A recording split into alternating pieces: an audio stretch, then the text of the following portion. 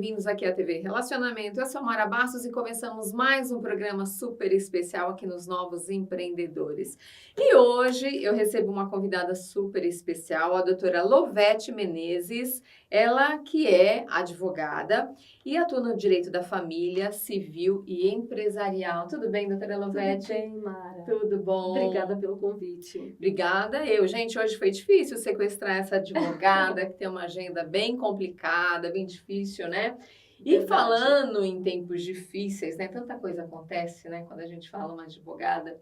Nós conversamos aqui nos bastidores e hoje a gente vai falar de um tema que é super atual, vocês estão cansados de ouvir aí em rede nacional, que é violência contra a mulher. Mas hoje eu quero falar de um outro lado em que as emissoras, a maioria, às vezes não tem tempo de explicar um pouco mais, de abranger o outro lado também da família, né? Como é que fica tudo isso. Doutora Lovete, esse crescimento da violência da mulher cada dia maior, a gente fica assustado, né? Segundo os últimos números, eu acho que já até aumentou, se falava em 73% do aumento da violência da mulher nesse ano, né?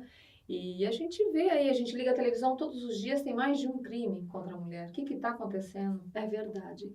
E assim, vem crescendo desmedidamente. Sim. Nós temos, graças, né, a Deus, que houve a lei, né, a Maria da Penha, que é 11.340 de 2006. Uhum. Então, ela começou a vedar, a fazer com que o agressor tivesse medo, que ele começasse assim, e é uma lei que ela anualmente ela se modifica, sabe, Mara? Porque é necessário, porque mesmo a mulher muitas vezes com a medida protetiva na mão, ela é assassinada. O que acontecia antes dessa lei Maria da Penha? Ouvia toda aquela parte da agressão, por exemplo, no final de semana. Quando era na segunda-feira, a ofendida ia até a delegacia e retirava, como vamos dizer assim, a queixa. E ficava tudo numa boa de novo. O que acontecia? Voltavam as agressões e isso é uma escala. Primeiro, é uma agressão, porque a agressão contra a mulher não é só agressão física. Sim. É agressão verbal, é assédio, moral, material. Então a gente tem assim um leque de agressões que a mulher ela sofre desde os primórdios. Então é uma cultura, infelizmente uma cultura machista que a gente vive, sempre graças a Deus, como eu falei, melhorando os nossos juristas, a lei vai melhorando com o advento da Maria da Penha, melhorou muito, mas ainda tem muita coisa para ser feita ainda. Mas, doutora, é incrível que a gente vê, né? Não que não houvesse nos últimos anos, sempre houve, né? É que agora vem mais casos de frente à mídia, né? Muitos do que as pessoas sabem, tem coisas que chegam nas nossas redações que nem chegam para a imprensa maior e as pessoas nem ficam sabendo o tamanho dessa violência.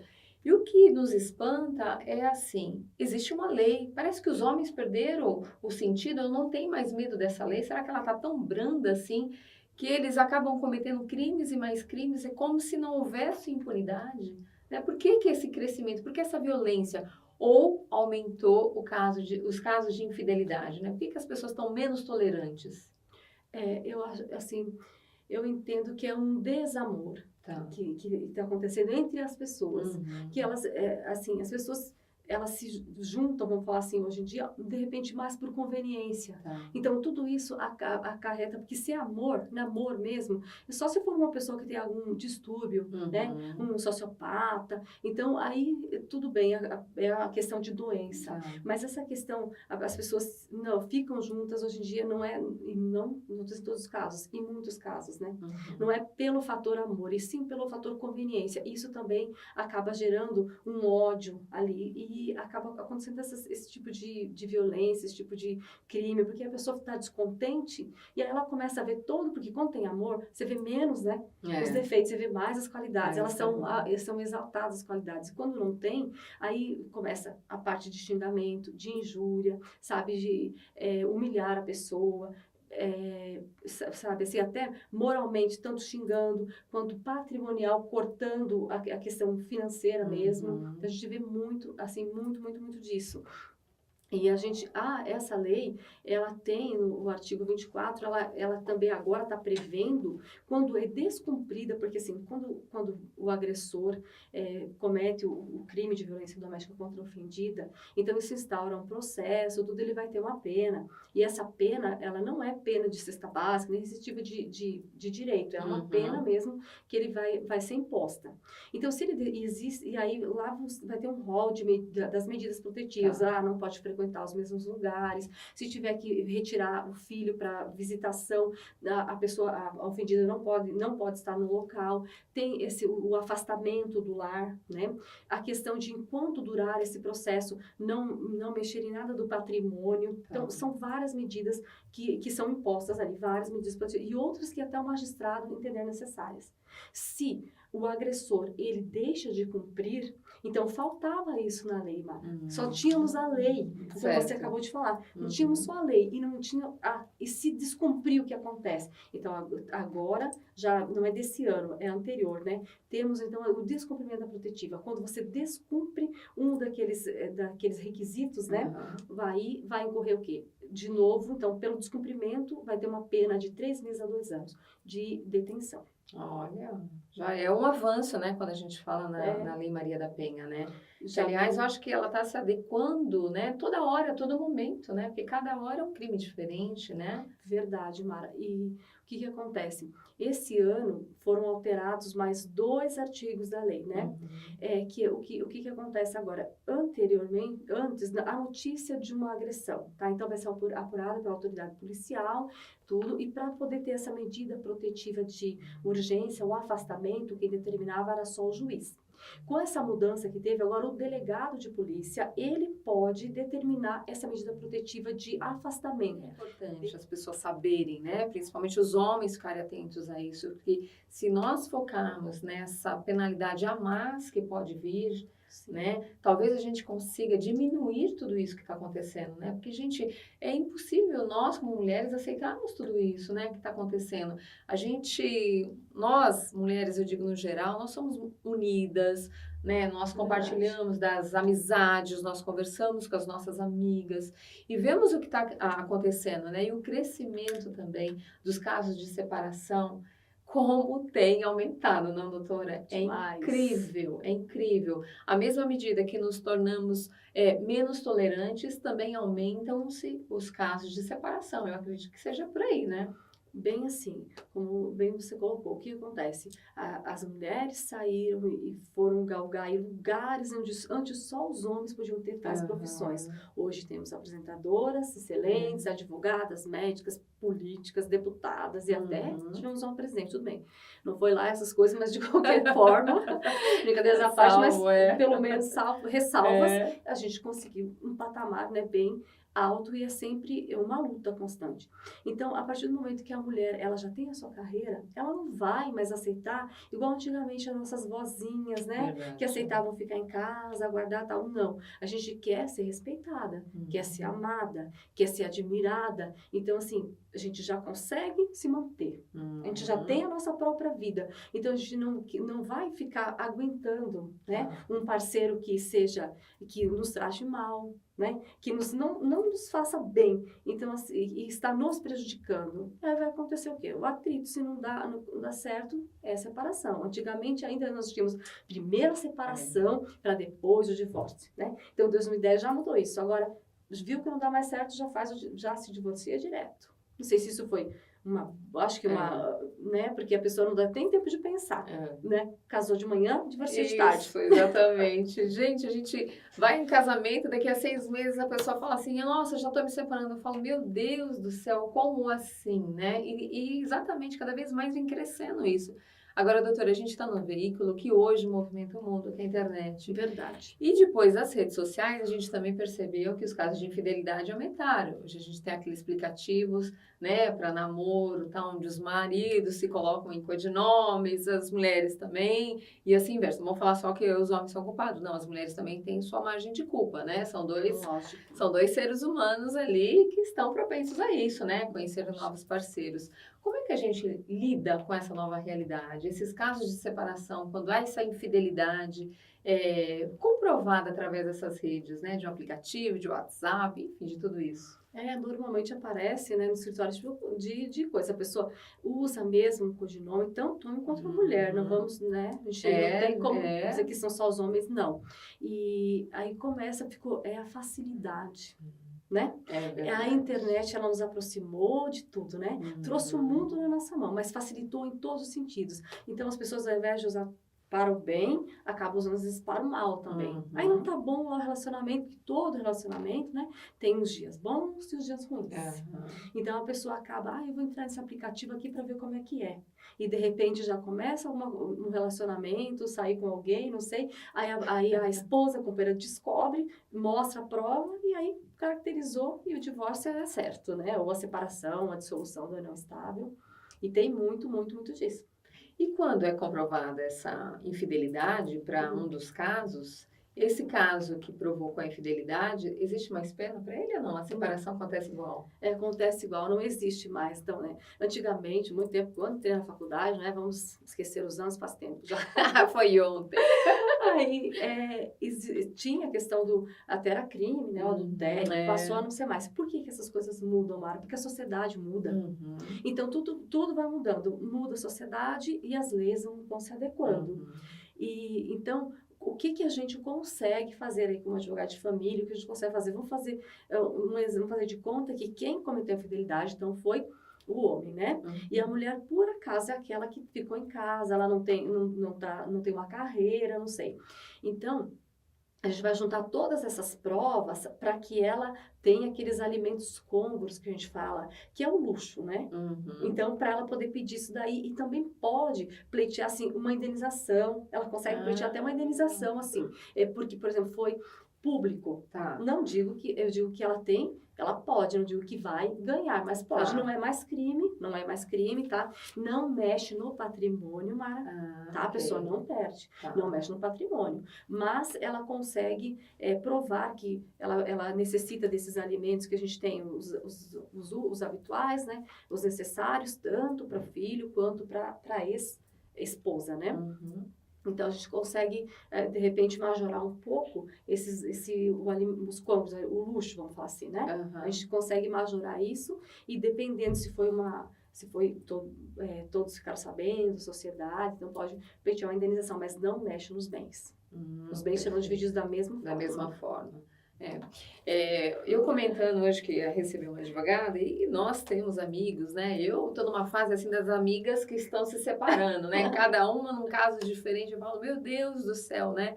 A gente fica triste, né? Que são amigos de conviver, de estar ali junto, tal, mas acaba acontecendo. E eu recebi uma pergunta, nem foi de uma amiga minha, mas de um caso que também me chamou atenção.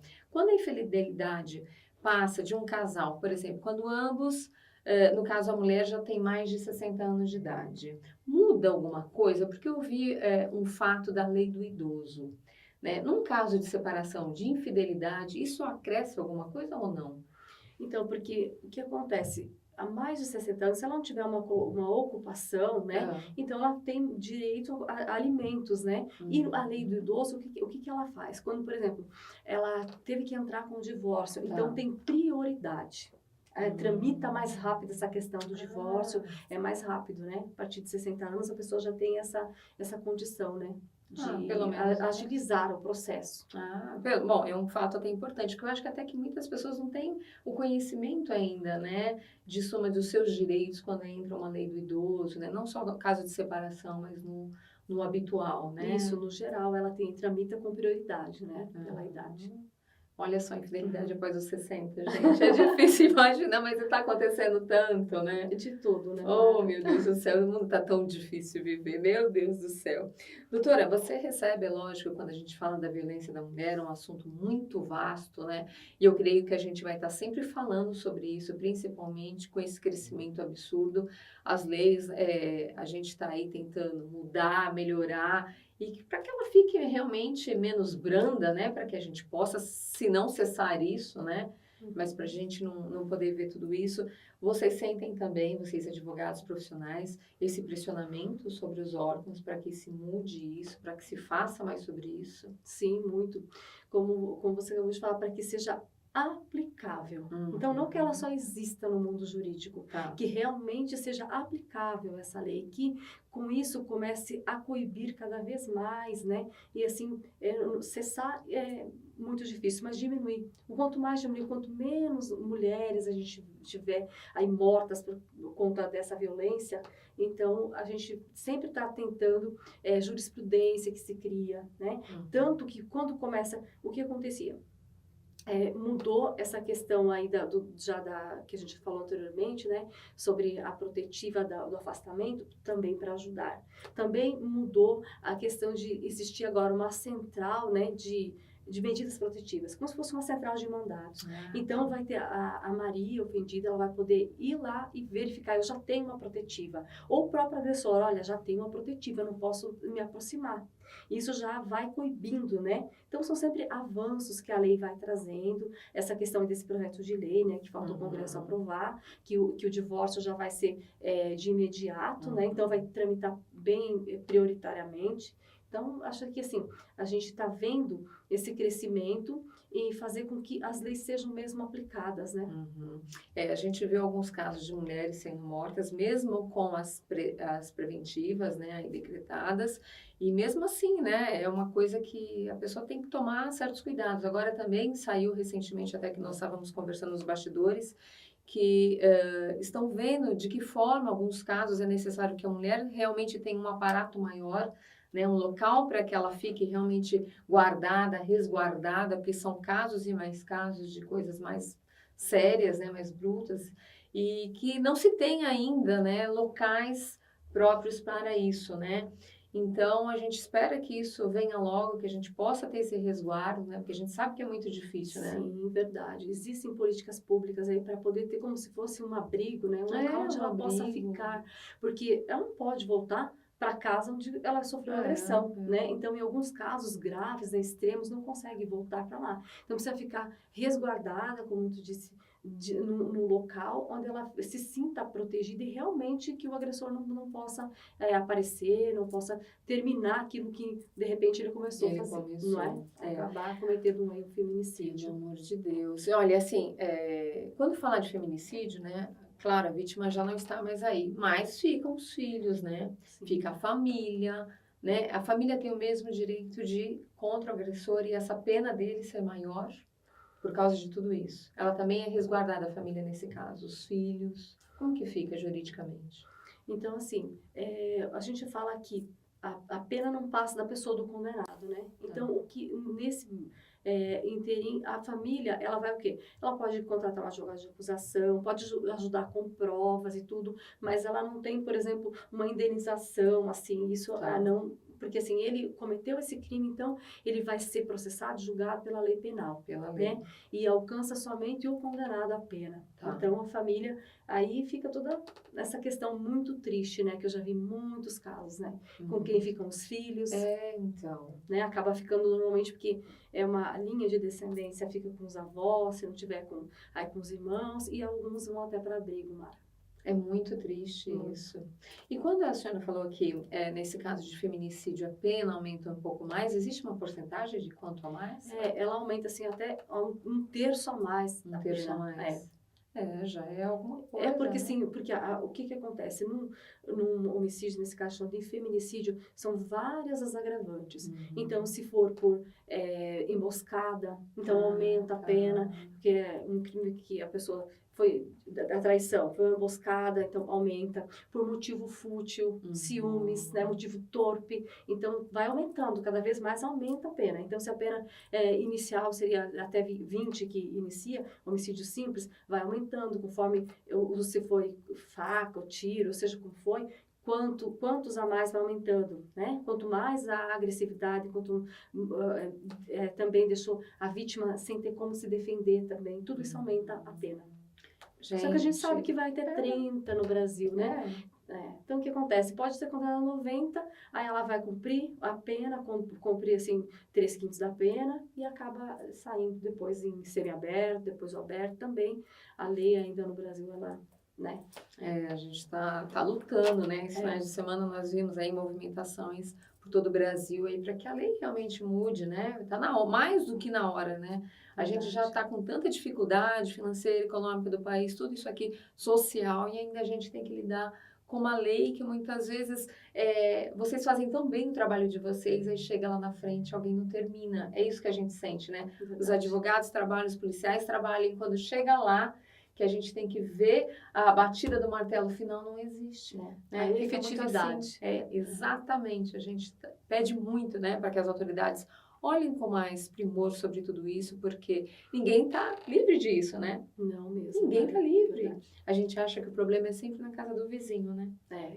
Mas deixou de ser isso há muito tempo. Os nossos lares, nossas famílias, cada vez mais está crescendo.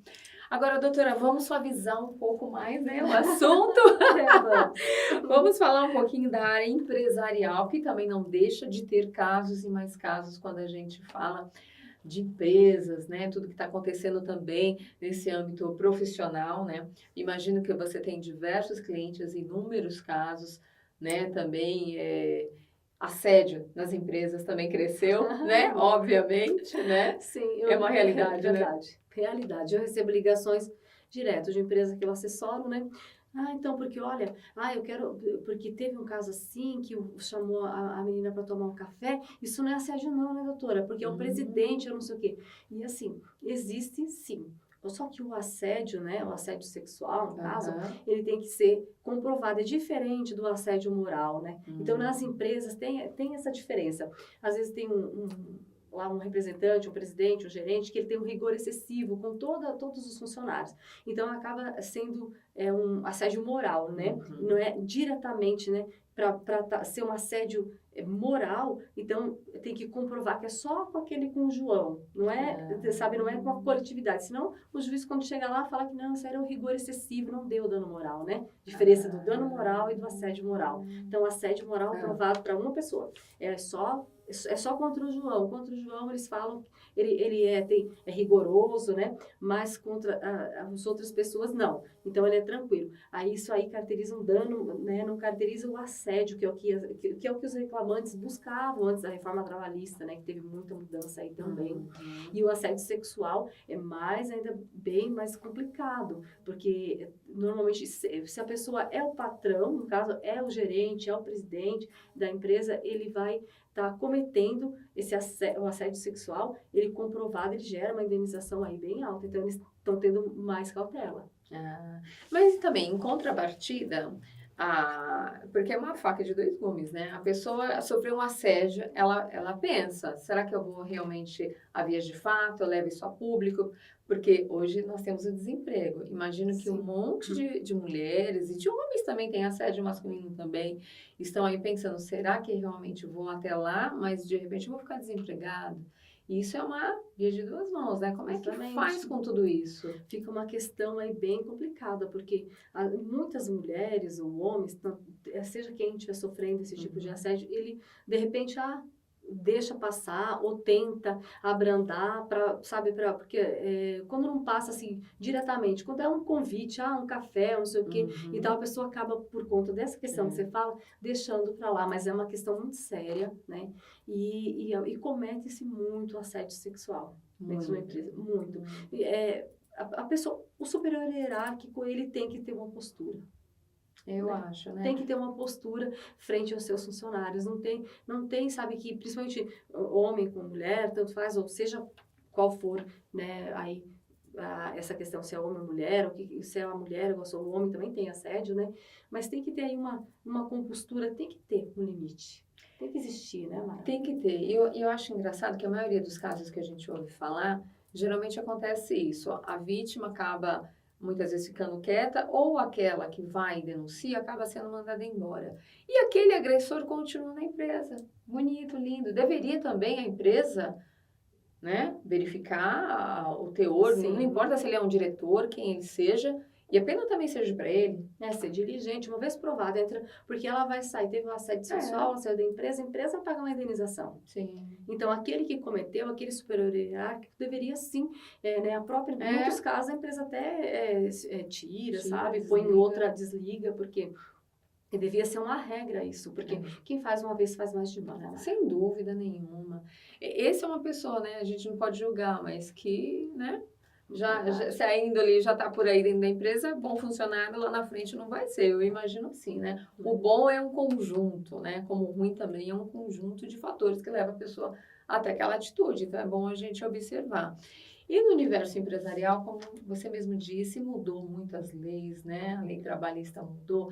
Antigamente a pessoa trabalhava ali 6 meses e já colocava a empresa ali no pau, né? O famoso pau que o pessoal falava, ganhava um dinheirinho e ficava tudo bem. Hoje a gente vê que muitos juízes estão ouvindo muito o funcionário, mas a queixa também tem que vir seguida de provas, não é isso, doutora? Verdade. Antigamente a gente falava assim, direito do trabalho é a primazia da realidade, né? Sempre o empregado, ele vai ter razão, né? Às vezes, uma mínima prova, ele já conseguia aí uma indenização, prova testemunhal que pode ser forjada. Agora, com a reforma trabalhista, isso mudou bastante.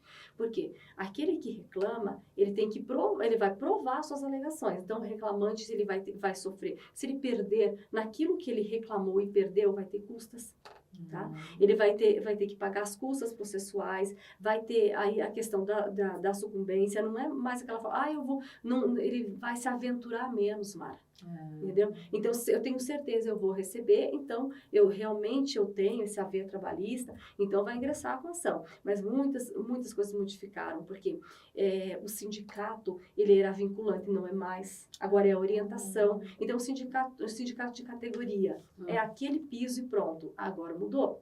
Se você é uma orientação, sim. Claro que a pessoa não vai trabalhar por dinheiro nenhum, mas ela pode fazer um contrato com a empresa. Então, a gente chama aqui, é o pacto assunto servante, o contrato fazer entre as partes. Então, agora vale. Também, essa coisa que já era feita antigamente, uma espécie de um acordinho, né? Que chamava casadinha, era crime, né? É crime, no caso, se for, não pode fazer, mas todas as empresas acabavam fazendo isso. Então, com essa reforma, possibilita do empregador e do empregado, no próprio escritório, com o advogado do reclamante e da empresa, né, fazer um acordo e homologar em juízo. Então, já tirou esse crime aí de casadinho e tornou, né, regulamentou essa norma. E eu ouvi falar, né, a gente não sabe, de alguns casos que quando o funcionário fala alguma coisa da empresa, foi comprovado, ele perdeu a causa no caso. Até as custas do advogado da outra parte, ele também tem que paga e fica alto. Então, é melhor pensar direitinho.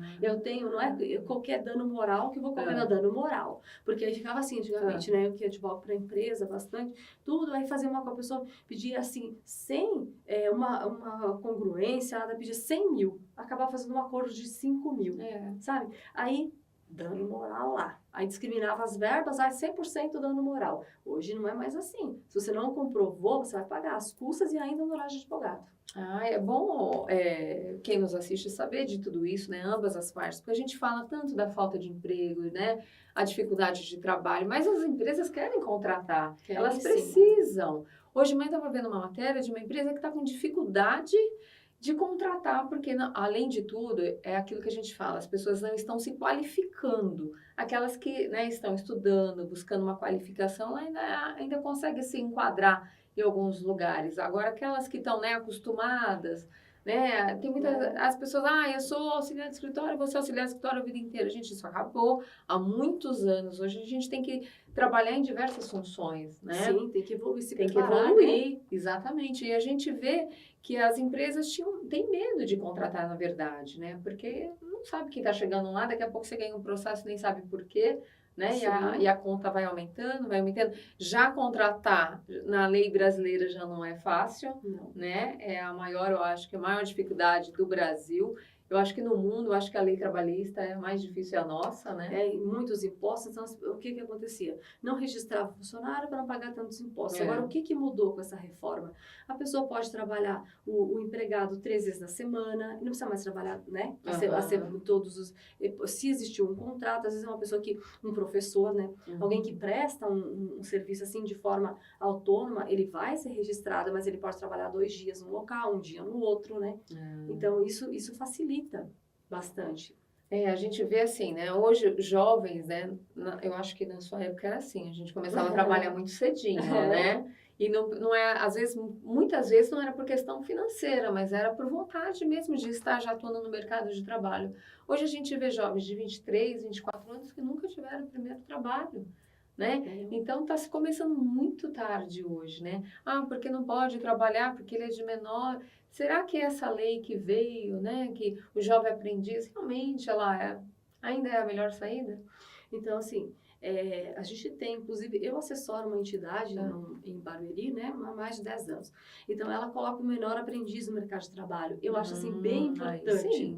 Porque aí ele vai ter o quê? Aulas teóricas, vai ter aulas práticas, né? Então, ele vai trabalhar na empresa e já vai aprendendo, né? Porque senão, cresce aí um jovem, 17, 18, 20, sabe, sem nenhuma experiência. Sim. Claro, o trabalho infantil é crime, mas o trabalho de um aprendiz que está ali, que está por uma ONG, por uma organização, que tá sendo, assim, vigiado, vai ser resguardado. Sim. O direito do menor, né?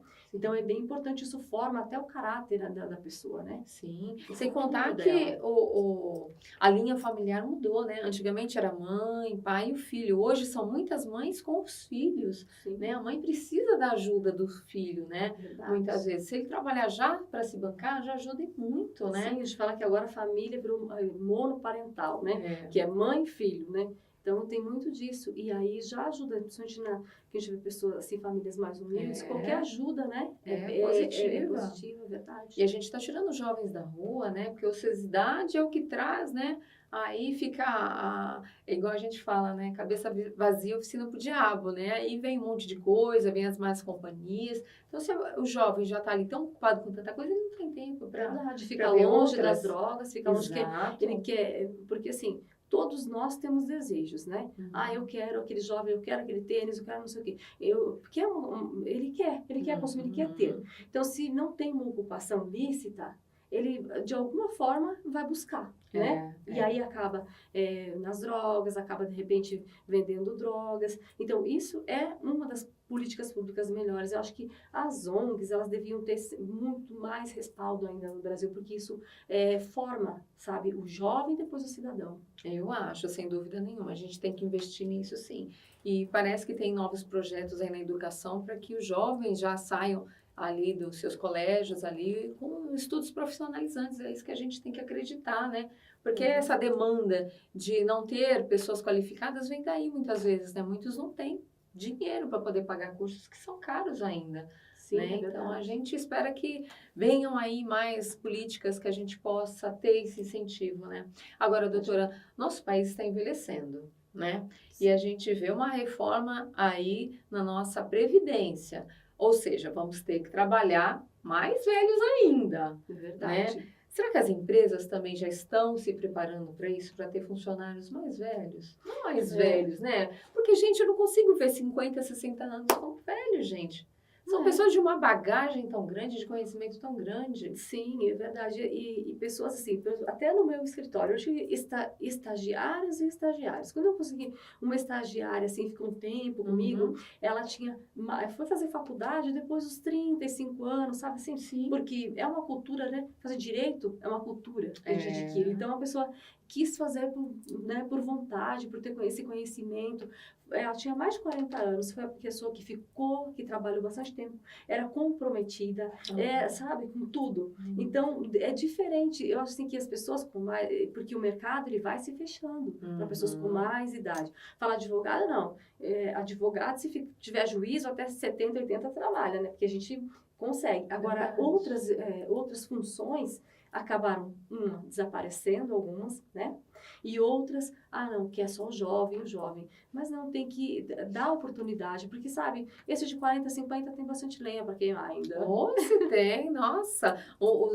Eu digo, né, que são os novos jovens de 50, de 60 que estão batendo um bolão, né? Além da experiência, tem toda uma bagagem aí de vida e eu tenho certeza que só vem a somar nas empresas hoje, né? Já que a gente já está com uma demanda do público mais jovem, né? Os mais velhos são mais atentos, os jovens ainda estão, né? Só fazendo selfie.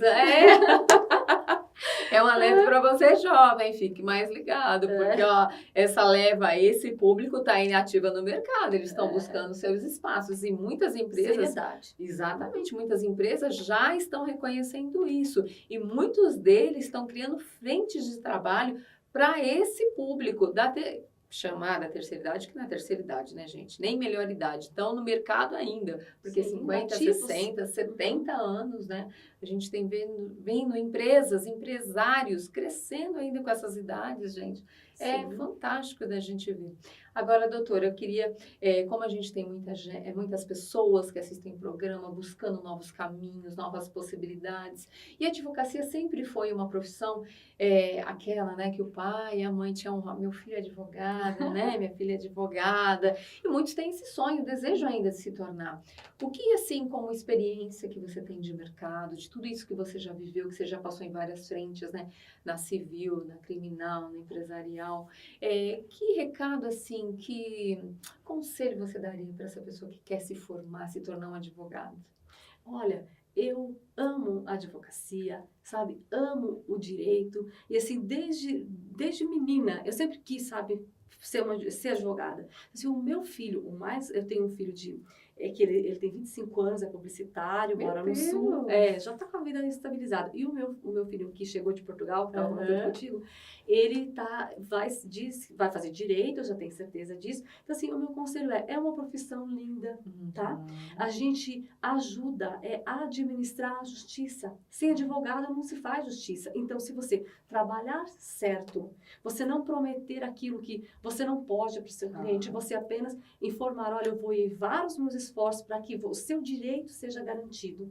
Então, esse estudante, esse aspirante a advogado, né, a entrar nesse mundo jurídico, ele vai ter sucesso. Que tudo que a gente faz com amor, tendo cuidado para não errar. Quando eu iniciei a minha carreira, 15 anos atrás, qual era a minha maior preocupação? Eu sempre falo, eu estudei e pergunto para os colegas, para os juristas, no início, porque eu não quero errar no direito do outro. Então, sempre com essa consciência, eu acho que as pessoas, eu aconselho, porque se meu filho me pergunta qual profissão, se faça um advogado. Olha só. E além da paixão que ela mostrou aqui nos olhos, né? Eu vi nos olhos dela a verdade. Eu também percebo, assim, que como você mesmo falou, é uma profissão que hoje a gente não tem um tempo limitado. Advogado vai ter o resto da vida. Sim. Não é? Então, se você quer fazer uma carreira longa, tá aí, ó, com 50, 60, um advogado, um juiz, né? Um bacharel, sei lá, existem tantas possibilidades. Tem bem super vasto. É um delegado, um procurador, né? Assim, eu tenho bastante colegas delegados e juízes também que estão aí estudando, outros, parou de advogar para estudar, eu falo, vai mesmo, está com 30 e poucos anos, estuda, precisamos de magistrados, sabe? Muitos, principalmente aqueles magistrados que foram advogados. Então, cada um que a gente fica de um lado e de outro lado da mesa. Então, é bem importante. Com certeza, esses serão bem mais imparciais, né? Que a gente, não estou dizendo aqui que existem juízes, não estou, né, querendo ofender a magistratura ninguém, mas a gente precisa de mais juízes e de mais, assim, advogados conscientes também, e promotores. Então, uma carreira jurídica é uma carreira vasta e linda. Olha, tá vendo? Uma super dica para você, né? Em vez de ficar aí procurando as profissões da moda, que daqui a pouco tudo passa, né? Vamos, né? A advocacia é uma profissão certa, que a gente já sabe que caminha, de repente você não sabe ainda para que caminho vai, aí uma possibilidade. Também tem que ter paixão, porque tem que estudar muito, lê muito, né? É verdade, Mário. Que na mídia, porque não vão mais existir advogados, que nos Estados Unidos já tem consultores que realmente existem consultas, a gente faz consultas digitais, por Claro. WhatsApp e tudo, só que o relacionamento humano aqui no Brasil, no nosso Brasil, vai sempre precisar Sim. do advogado, do promotor e do juiz, vai ter que ter esse relacionamento humano. Então, uma profissão que podem falar à vontade, ela vai sumir, eu duvido. Enquanto existir um Estado democrático de direito, vai sempre existir a advocacia, vai sempre existir. Como. Problema sempre tem, vai sempre existir, né? Não vai ter Verdade. como, alguém vai ter que defender, né? Sim. Eu não posso, eu não me formei nisso, mas eu preciso de uma advogada para me defender. Então, não tem como, gente, não tem. Advogado é necessário. Então, doutora, quero te agradecer demais Obrigada, a sua eu pelo convite, presença. adorei. Olha, e você já deve, claro, ter visto a doutora Lovete em diversos programas de TV, ela é sempre convidada, porque é um Verdade. doce de pessoa. Obrigada. E tira as dúvidas, né, da gente, Sim. principalmente de uma forma clara, né, para Obrigada. que os telespectadores possam entender de verdade, né, de uma forma mais próxima, né? Não adianta a gente falar, né, gastar o português e falar, e as pessoas ficam assim, ai meu Deus, mas o que que é isso, É o né? que ela quis dizer. É, não, o que tem que ela quis chegar dizer, ao né? A telespectador, pessoa tem que né? consultar no Google o que que a doutora falou. Não, a gente está aqui para falar de uma forma clara e objetiva. Isso, verdade. Né? Ser mais próximo, né, ao Sim. público. Doutora, deixa o endereço das suas redes sociais para quem Tá. quiser te contatar, tirar dúvidas. Tá, joia. Então, obrigada. É dr.Lovete Menezes Crudo é o meu Insta. Fica bem à vontade para visitar, curtir, tá bom? Obrigada. Isso aí, tiver dúvidas, quiser contratar, a gente Também. espera que você não tenha problema, mas se tiver, já tem alguém aqui para te indicar. Verdade. Não é verdade? E, gente, eu quero agradecer demais o carinho de todos vocês. Semana que vem tem mais um programa super especial com um tema super atualizado. Quero mandar um beijo todo especial à equipe da Traquinagem, da Isa Perobelli, que também está nos acompanhando toda semana. E acompanhe aí, @MaraBastosOficial, meu Insta, porque daqui a pouquinho tem fotos e tudo mais aqui da TV Relacionamento. Beijo, gente. Fique com Deus. Até o próximo programa.